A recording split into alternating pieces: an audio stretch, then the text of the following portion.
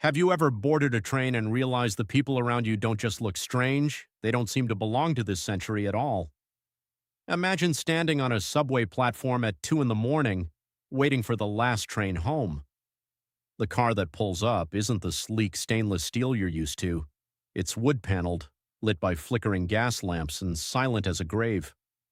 This is the legend of the Phantom Line, a piece of New York City history that refuses to stay buried.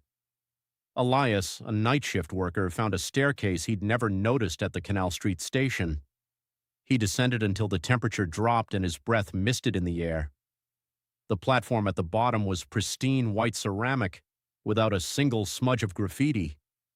Then a deep rhythmic chugging vibrated in his teeth. Out of the darkness emerged a train from a forgotten era, its brass railings polished to a mirror finish. A conductor in a heavy wool uniform opened the doors, his face hidden in shadow. Elias stepped inside and the world shifted. The air smelled of pipe tobacco and coal dust. Men in fedoras and women in cloche hats sat perfectly upright, reading newspapers. Elias sat down, his neon hoodie looking like an alien artifact against the mahogany floor. He peeked at a neighbor's paper. The headline read, "Coolidge wins in a landslide," dated November 5th, 1924. Panic set in as he looked out the window to see only an endless, swirling gray void. He realized then that the passengers weren't breathing. Their chests were still, their eyes fixed with a glassy, unblinking intensity. He reached out to touch a man's shoulder and his fingers passed through the fabric like smoke, meeting a coldness so intense it felt like a burn. The conductor walked through the car, punching invisible tickets. When he reached Elias, he looked up, revealing empty black sockets filled with flickering orange embers. "End of the line, kid," he rasped, "but you're 100 years early."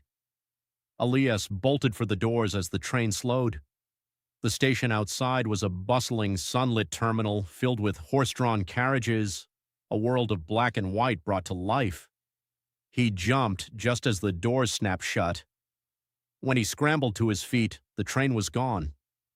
The station was once again silent, dark, and covered in decades of grime.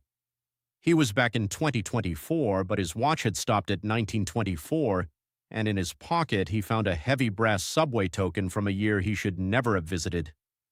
Elias never took the subway again. He knows that somewhere beneath the city that wooden car is still circling in the dark, collecting souls who took the wrong staircase at the wrong time. Have you ever seen a station that shouldn't be there?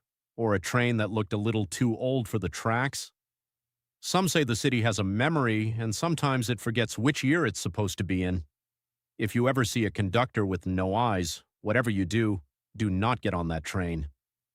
Like and follow for more urban legends and paranormal encounters, and tell me in the comments, what's the creepiest thing you've ever seen while waiting for public transit?